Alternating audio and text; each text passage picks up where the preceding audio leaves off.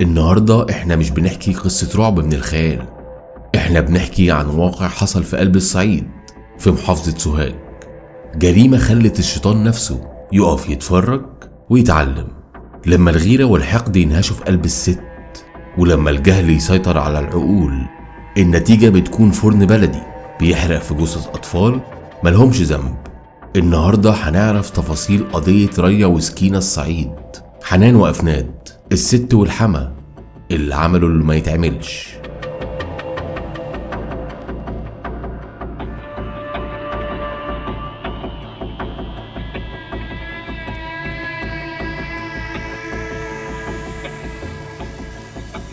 الحكاية بدأت في قرية الدنفقة في دار السلام بسوهاج. بيت صعيدي قديم كبير العيلة فيه كان متوفي، واللي ماسكة زمام الأمور هي الحاج أفناد. الست دي كانت بتمثل الكبيرة بما تحمله الكلمة من معنى وجبروت وقسوة وقوة شخصية. أفناد كان عندها هدف واحد، هو إن ولادها يملوا البيت رجالة. ابنها الكبير خلف ولاد، وابنها التاني خلف ولد اسمه آدم، وفضل ابنها التالت اللي مسافر في الخليج. أفناد قررت تجوزه حنان. حنان كانت بنت غلبانة في الأول، دخلت البيت وهي افتكرت إنها هتعيش في عز، لكنها اتصدمت لما شافت سيستم أفناد. المشكلة بدأت هنا. حنان حملت، وأفناد كانت طايرة بيها، بتأكلها وبتشيلها من على الأرض شيء، وكل ده عشان خاطر ولي العهد اللي جاي في الطريق. ولما راحت تكشف عند الدكتور قال لها مبروك، انت حامل في بنت. في اللحظة دي وش أفناد اتقلب 180 درجة. الاهتمام اتحول لإهمال، والكلام الحلو بقى سم. حنان خلفت أول بنت والتانية والتالتة، وكل مرة أفناد تكسر مقادفها وتقول لها لو ما جبتيش الولد هجوز ابني لست ستك، أنا عايزة اللي يشيل اسم العيلة زي آدم. حنان كانت بتبص لآدم وتحس إن هو سبب الذل اللي هي فيه. كل لما بتشوفه بتفتكر كلام حماتها. الغل كبر في قلبها لدرجة إنها بقت شايفة إن الحل الوحيد هو إن آدم يختفي. وفي يوم الجريمة الأولى كان يوم هادي. حنان ندهت على آدم، تعالى يا حبيبي هجيب لك حاجة حلوة. آدم بكل براءة طلع ورا مرات عمه للسطوح. السطوح ده كان فيه برميل مية كبير، وفي لحظة حنان مسكت آدم وغطست راسه في المية. متخيلين القسوة؟ آدم كان بيحاول يتنفس، كان بيحاول يمسك في الدنيا، لكن حنان كانت شايفة قدامها وش حماتها وهي بتذلها. وأول لما آدم قطع النفس، حنان ما لقيتش قدامها غير الفرن البلدي. ولعت الفرن وحطت جواه الطفل آدم وسابته لحد ما تحول لرماد وعظم. حنان وهي بتلم الرماد والعظم عشان تدفنهم في حوض المواشي، لفت وشها لقت أفناد واقفة. حنان ركبها خبطت في بعض، استنت إن أفناد تصرخ وتلم الناس، لكن اللي حصل بعد كده كان أغرب من الخيال.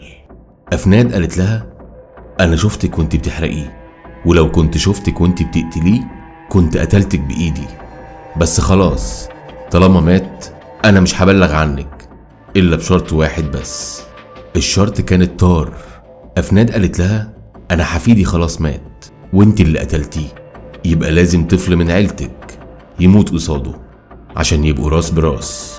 هاتيلي طفل من أهلك تقتليه قدامي وأنا هسيبك. حنان من خوفها وافقت وراحت لأهلها. استدرجت يوسف طفل صغير أبوه يبقى ابن عم حنان، خدته البيت، وأفنان كانت واقفة بتتفرج بدم بارد.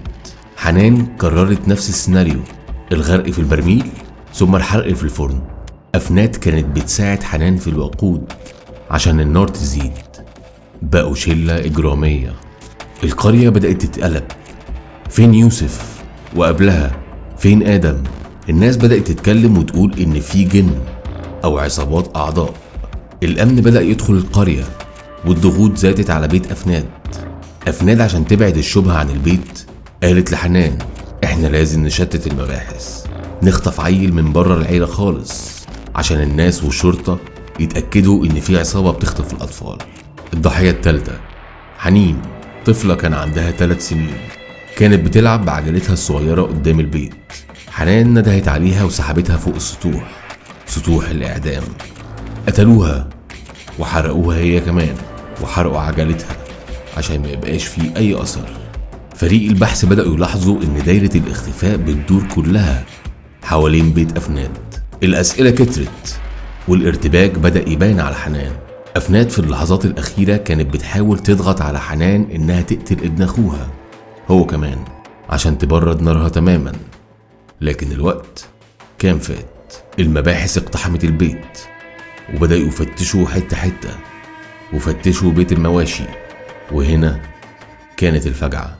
بقايا عظام صغيرة ورماد بشري وبقايا لبس أطفال. حنان انهارت واعترفت بكل حاجة، واعترفت على الكبيرة أفناد. دي كانت قصة حنان وأفناد، الستات اللي غلبوا رايا وسكينة. الجريمة دي بتعلمنا إن الجهل والغل هم أكبر عدو للإنسان. أطفال ملهمش ذنب راحوا ضحية لفرن ما كانش بيخبز عيش، ده كان بيحرق قلوب أهالي.